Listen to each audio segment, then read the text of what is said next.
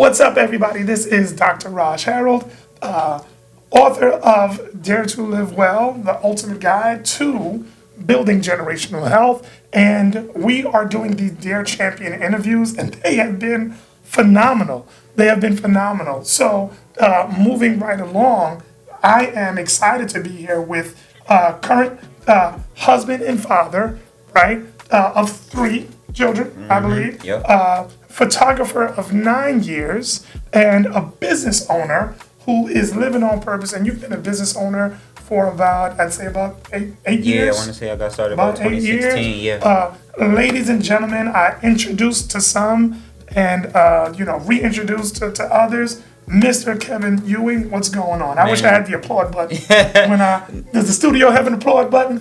It's in the soundboard actually. I might have to try to. I'll include it in there. Yeah, you deserve it. So thank you so much for having me, man. I'm honored. Your energy is like really contagious. I've seen you with I've seen you with the other interviews. I've seen you with some of the people that you've worked with, and I hope I can match.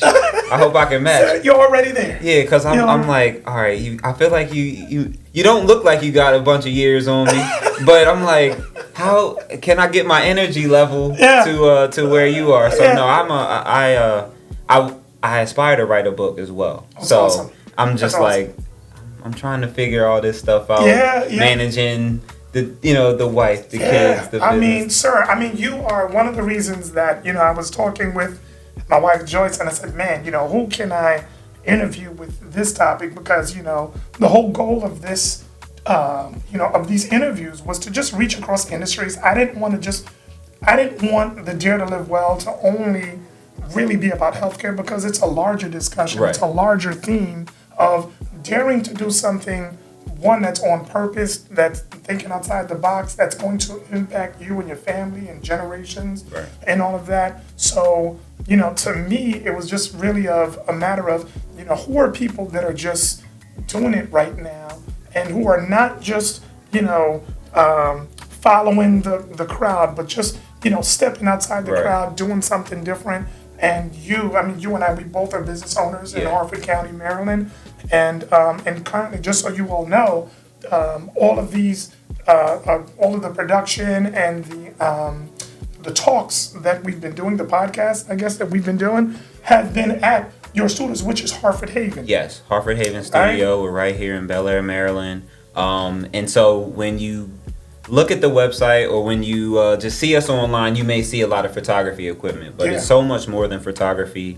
We want to capture, create, and inspire. We want it to be a space where people can come in and create, express, share what they have to offer. We've been doing events, we've been doing podcasts, we've been doing workshops, we've been teaching. So it's just so much more than a photography studio, and we hope that just how your energy is contagious, our energy can be something nice for the area. Even when you walk in and just the production, I've seen your work. You've done some work for us as well, just even in your other businesses and with the photography, and your work is contagious as well, sir. It's captivating, I'll say. My brother was a photographer. I've been around a lot of photography, and you definitely have an eye, you definitely have a skill, you definitely have a gift in photography. And, just go to his website, he'll give you his information at the end. But it's amazing, man. It's just like, you can always tell when somebody's just got a different gift and a skill. And you're looking at this picture and like, what, how did he capture that, right? That's what you do, man. So that's amazing. So, let's talk about, before you're the Kevin of today, what are the experiences that, in your past that, led you to kind of live a life of being on purpose and being a business owner? What do you think were the, milestones that happened, or things that happened in your life that said, this is why I want to do this, or this is why I want to be away from the crowd and do my own thing? So I think, I don't think I realized it very early, but just kind of looking backwards, I think I always had this thing for being different. Like, it's weird. Like, I wanted to stand out, but also kind of like fit in. And I've managed to kind of be amongst the people, but still be able to like stand out somewhat. And so when I was younger, you know, I would have people that would be like, you can't be cool and get good grades. And it would be like, what do you mean? Like, so I was like the athlete that kind of had a sense of humor. Yeah. But like, so it was like I was trying to combine all these different things, you know, having like a heavy love and bass in hip hop, and then still being able to try to speak properly and things like that, and still like have a love for fashion and all that. So it was just, I wanted to be able to set an example. So I'm like I'm the oldest of 5 siblings. I had my son very young, so that's that grows you up real quick. I was gonna. So I was gonna say I had my son before I had my license. Like, so it like, oh snap! I gotta do some stuff. I gotta grow up like right now. So it was like between the jobs that I was working, knowing that I had this potential. I'm like, I would have my bosses or the staff lead, and I'm like, they're not as intelligent as me. They're not as creative as me. And I have to take orders from, you know, this person was like, how can I break away from this thing? And, you know, it's taking a risk. Because you almost felt like, you know, you were being hindered where you were, right? Like locked in a box. You almost had this feeling where I'm bigger than this, right? And I'm better than this. And that's one of the concepts that I talk about in the book is that, you know, so many times people will just accept, you know, what the state of their health is without even saying, you know what, I'm better than, you know, living on this medication, or I'm better than just, you know, dealing with this pain and just accepting it, right? So I kind of try to talk about that. So that's why I see that similarity, because you were in a state where you were just like, you know what, I'm here, but I know I'm not happy and I know I can do better, right? But the decision was still on yours to do something better. And then now you're a business owner. What were you going to say? Well, so I was going to say, in regards to health, like I know a lot of times people say there's genetics and things are hereditary, but what is also hereditary is diet. Like, and I mean, I'm no health guy at all. Like I have a terrible diet. But the one thing that I notice is a lot of times it feels like people will use the excuse of, well, my grandfather did this, so it's just naturally going to happen to me. I hear that a lot. And I'm like, have you tried to do other like different things than the people that came before you? Like, since your dad ate fried food all his life, lived till 75, lived terrible, like just was in pain or whatever, didn't breathe great, or like, or drinking, like it's just so many different factors that you can take control of, I feel like. And people just live with it and they accept those things. So like that was a thought that sparked when you brought that up. Exactly. And that's the thing, like, you know, you have the power to change the trajectory of not just your health, but the people around you, the people, you know, in your family, right? Especially with you got 3 kids, I got 2. So, you know, it's one of those things where you just have to kind of get in the driver's seat. And I think a lot of times, just like you did with your life, where you said, you know what, I'm not going to, you know, I refuse to be in this company where I'm working for other people and just be in the backseat when I know that my skills and talents and drive can drive me further than where this car is going. Right? And that's a mindset shift. That mindset has to shift in order for you to get out of that car. And it's scary because staying in that back seat is safe. You're getting a check. You're getting a right. You know, you're getting, you know, you get your W-2. You're getting your check. Everything is coming on time. You know when you're going to work. You know when you're leaving. Right. Everything is safe. Stable. Everything is safe there. When you get out of that car, now you get in the seat of your own car. You know, and you're in pursuit of your dreams. That's where the road gets shaky. Right. And it's a tough road. It's a tough road. How have you, you know, kept your health a priority? Or what are some things that you have done just to make sure that, you know, your mental health and your physical health is at least a priority, or making sure that it's at the forefront while you're pursuing your dreams, while you're a business owner, while you're busy every day? What are some things that you do that you can share with others?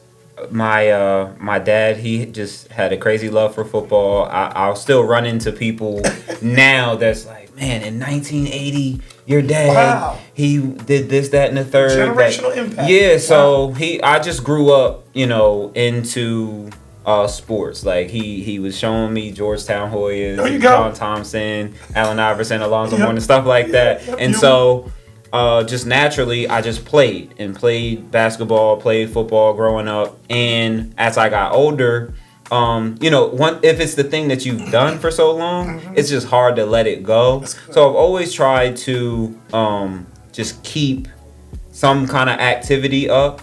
And I got up to probably about 215 pounds. And I'm like trying to move around with like, my kids. Yeah. My back is hurting. My feet is hurting. Yeah. And I'm like, what am Wow. I supposed to, like, how can I change this? Like, I want to live longer. I want to be, I want to look a certain way. Yeah. So basically I got into journaling during, like, as COVID Nice. started. Okay. And so That's good for mental health. That's real good to just clearing out your Yeah. thoughts and yeah. And when people think of therapy and counseling and things, Yeah. that seems to be like a forgotten thing Yeah. that you can try. There Like you go. before going outside to a separate party. And I've never done counseling like with someone, so I don't want to talk one way or another about Yeah. it. But what worked for me was I ended up becoming my best friend Wow. and biggest fan through the Wow. journaling. Wow. Like, so if I'm having a conversation with myself, like, who cares about me? Like, I care about me. Like, I mean, like, That's amazing, So, though. but if- how many people, if they truly journaled, if I asked everybody that was watching to actually just write down, what you think about yourself or where do you feel like you are in life Yeah, right yeah. now? How many people are gonna say, hey, you know what? I'm so happy with where I am in life right now, right? And I'm so happy with the person I've Yeah. become, and I love me. Like, how many people would actually be writing either the negative or not even come to terms They with would the be fact destroying themselves, because probably. that's the issue. Yeah. Like in life, like so many people, they look in the mirror and they don't like, years have passed, and for some reason, they don't like that they've stayed in this car for so long, Right. or they've maybe gained weight or lost weight or whatever it is, right? Right. But they just don't like the image that's being reflected back. So I think that you talking about journaling Yeah. is, you're the first person on your healthcare team. So you got to figure out what do you want, right? Right. You have to figure out who you are. What do you want? Yeah. What are your values? Yeah. Right? So I would also, like, through the journaling, I would, like, see myself from other people's points of view. So am I the man that I want my daughter to see? Am I the husband that my wife would aspire to have, if she was single, or, because a lot of times, you divorce or Yeah. you break up with a girlfriend or whatever, and it's like, oh, I'm about to get myself back in shape. Yeah, And it's like, and it's like, yo, if you would have did that 2 years ago, if you would have did that to keep the woman or whatever the Yeah, case, yeah. you wouldn't have to there wouldn't be a comeback to wouldn't make. be, You'd yeah. already be in the league. Yeah. So it's like if you can just live on purpose. Yeah.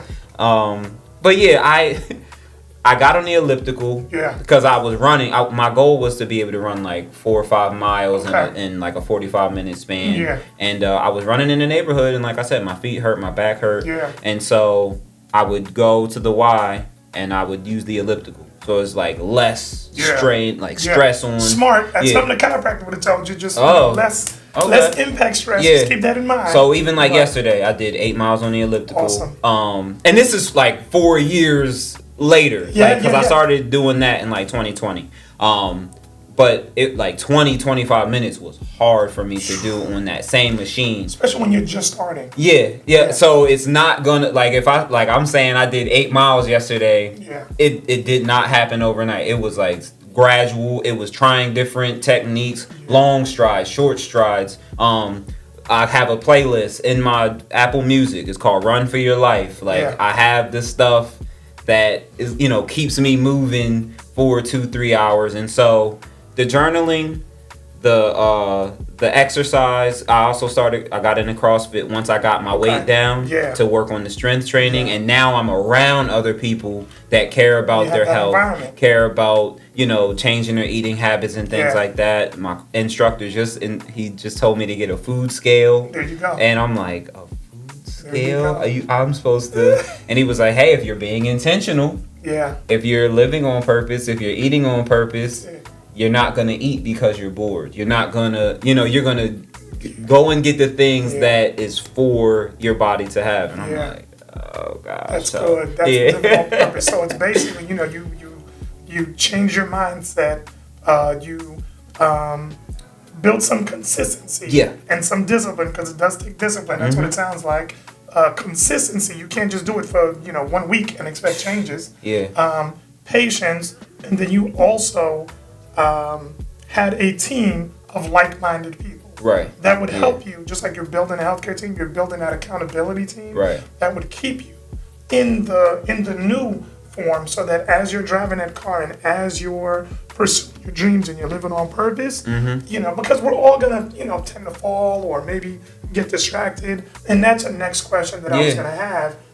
What are some of the biggest obstacles that you had to overcome or deal with, or with trying to live on purpose, and you're running a business and you are family man, and now people are calling you for photography. Right. So what's been some of the biggest obstacles that you can share on how you've been able to overcome, or you're still working to overcome, because you're like, definitely, we're not perfect, definitely. Right? So I think time management is a huge thing. People a lot of times say there's not enough time in a day. Energy management, just where your brain is going for so many things. And so I know you brought up like just overstimulation and all that. And it's like, we don't give ourselves time to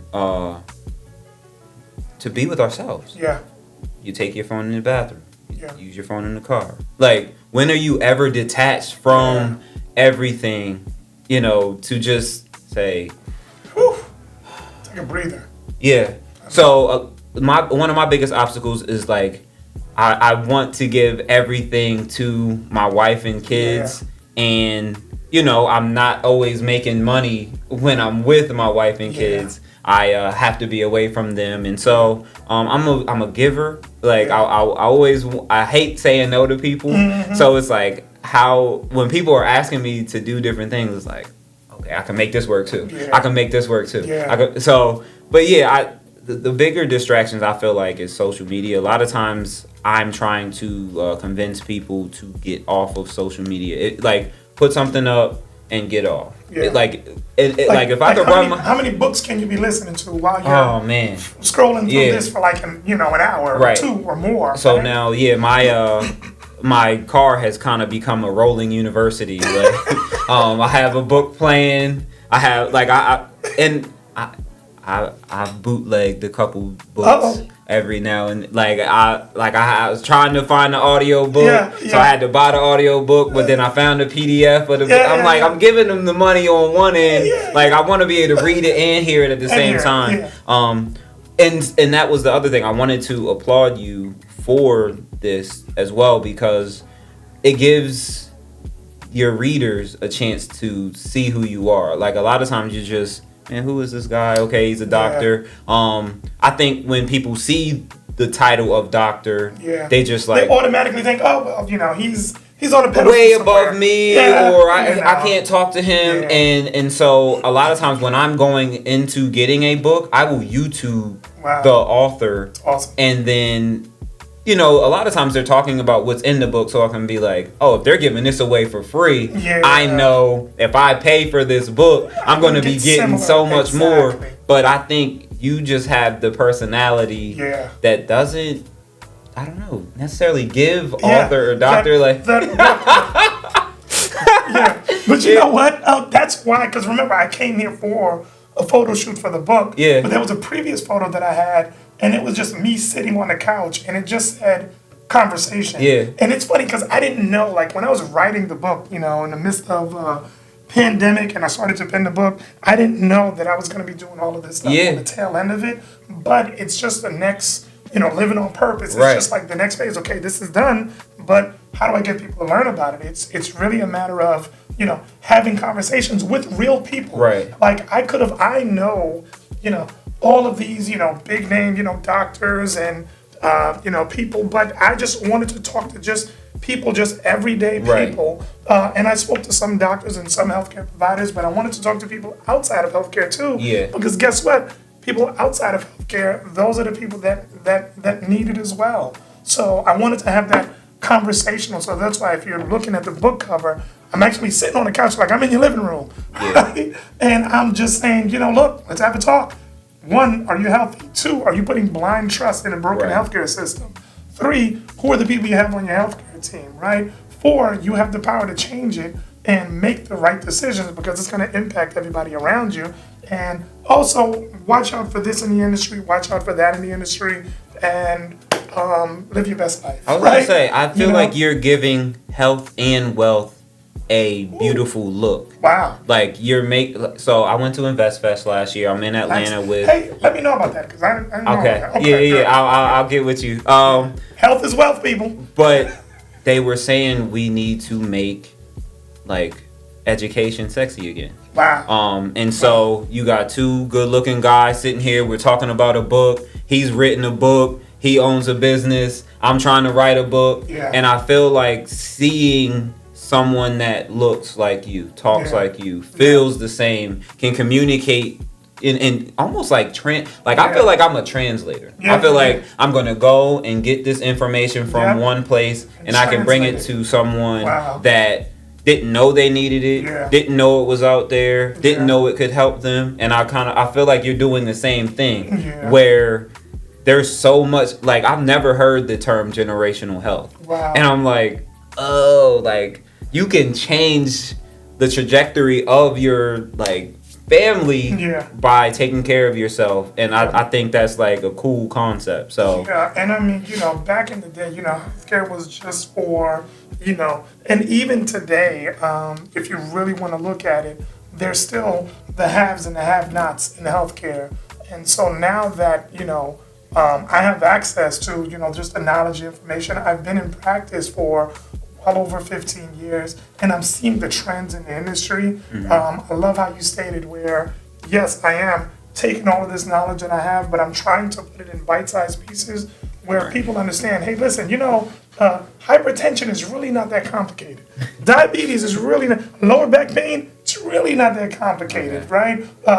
Obesity, all of these other conditions, it's really about just making sure that you're taking the right steps and making the right decisions Right. one day at a time. Okay. And that's and you need people to hold you accountable, just like you have with your workout program and all of that. And you're holding yourself accountable with your journaling, right? Because sooner or later, your kids are going to read that, right? Yes, And that- somebody else, because I think we spoke about Yeah, I was that. gonna- But how do we hold each other accountable, even ourselves?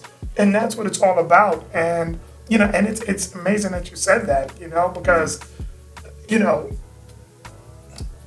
switching from one community and bringing it into another community, that is something that is important in our day and age. And whether we're talking about bringing it from a business owner to non-business owners, whether you're talking about it from, okay, I'm an African-American doctor, actually Caribbean-American as well, but, bringing it into that community, which has been disadvantaged, and there's a lot of disparities going on in that community, bringing it into people that may not know better or people that are disadvantaged or don't have access to health, Right. they can still get access to this information and see that, okay, you know what?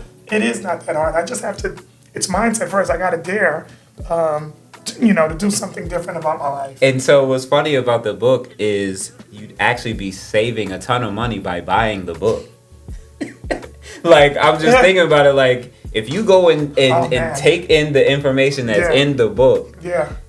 you won't have to spend on the other end when it comes to medicine, surgery, Kevin, I'm telling you right now, there's so many people where when I'm telling them, not necessarily how easy, but okay, I'm coming up with a solution for them and it's making sense, like something is clicking.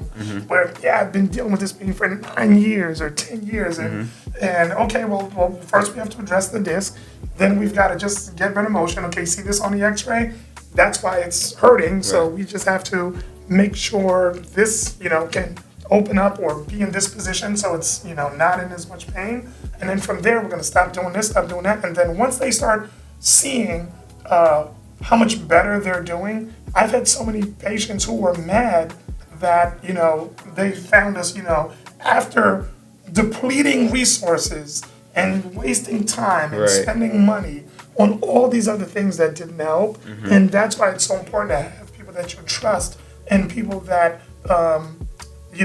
can steer you in the right direction. Yes. And it's good to have multiple opinions. So when I talk about building a healthcare team, yes, you need a primary care. The use of primary care is actually going down in this country. We need that to go up because that's how we find a lot of the preventable.